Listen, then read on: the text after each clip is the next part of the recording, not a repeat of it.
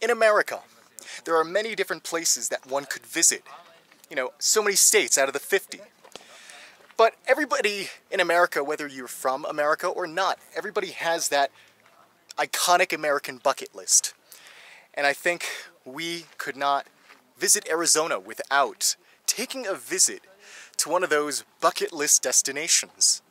And now we're also here about the lesser known places, but I think it would be a sin to miss this beautiful area. Our 12th national park. This is Grand Canyon. Formed by the Colorado River that you can see right there. Over millions of years of geologic weathering and erosion, it's created this wonder of the world. I think it's one of the 7 natural wonders of the world. And you can find it here in northern Arizona. Grand Canyon National Park is not exactly the entirety of Grand Canyon. This is 277 miles long and stretches from the Utah border with Arizona all the way to Las Vegas, Nevada. So we are lucky, very lucky, let me tell you, that we are able to visit Grand Canyon after so long.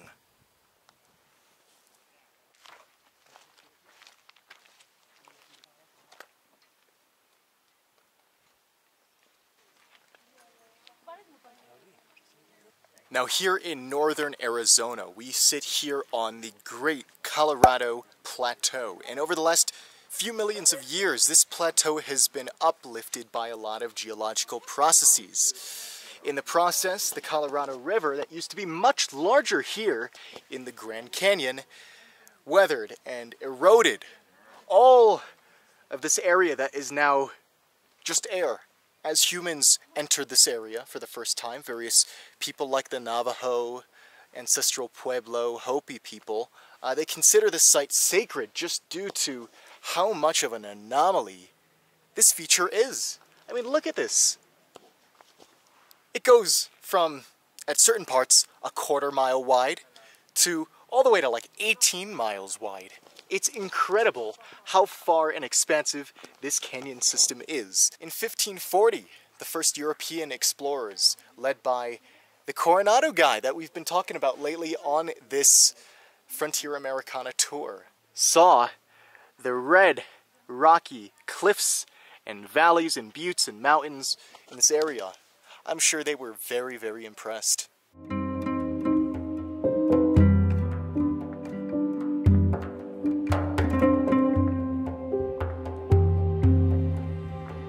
You know, it was these captivating views that really influenced President Teddy Roosevelt in the early 1900s to turn this area of peak nature into a preserved expanse of American territory. Back in 1908, this was first declared a national monument. And then, 1919, this was turned into the national park we see today. So not only is it one of the older national parks here in America, it's also one of the most visited and toured. People from all around the world come right here. Do you expect the Grand Canyon to be so lush and green? I mean, when you look at a postcard of the Grand Canyon, you see the barren, red, brown, orange rocks. You don't normally see the forest over there.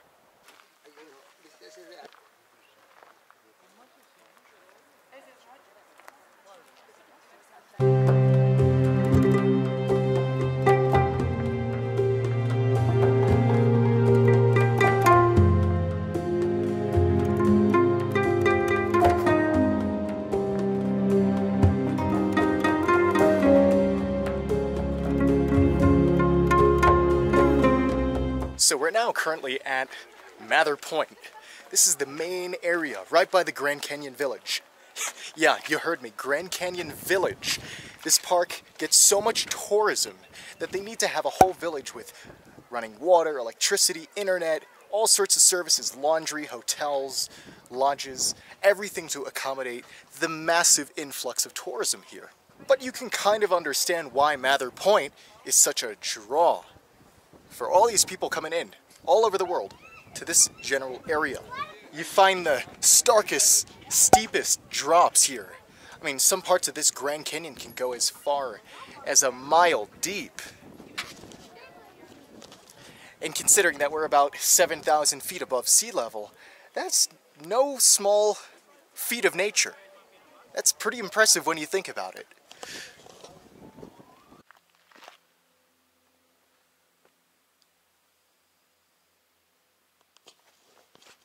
Now, isn't this a beautiful view? It's just spectacular. The Grand Canyon itself is divided into two major parts. There is the North Rim on that side, and there's the South Rim on that side. And technically, we are on the South Rim. But from this position, it's almost like we're in the middle. As you can see, the North, South Rims, and then you see the mighty Colorado River snaking its way in that valley.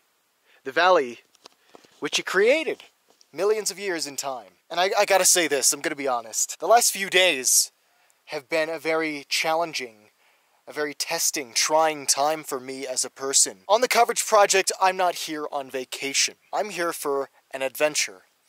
And on an adventure, I should expect that there are highs, but there are also lows and challenges that I, as a person, need to overcome.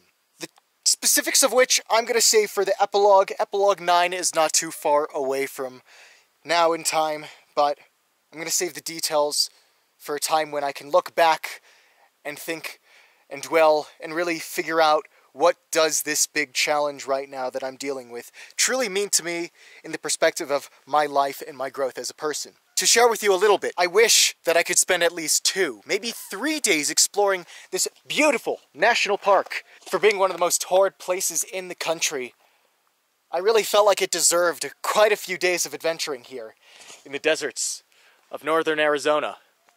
But sadly, I was dealt a very disappointing blow that prevented me from really being able to transport myself from one part of this national park to another. Luckily, and I have no idea what it really means, how the universe is working, but today I was really given a lot of luck when someone by the name of Juan came up in his car. He was traveling in America just like I was. And he said, "You know what? Do you want to hop in my car? I'll take you around. Let's tour the Grand Canyon together." And for that, I could not be more appreciative. Because of him, we were able to traverse the beauty of this Grand Canyon today. This video is brought to you directly because of Juan. So that's what I can leave off this video with. A very solemn, heartfelt thank you to Juan, and a mood of appreciation to end it off here. Although my ideal plans for adventuring with you all here at the Grand Canyon National Park were changed, were cut short, however you want to call it, maybe it's just the way that things are meant to be.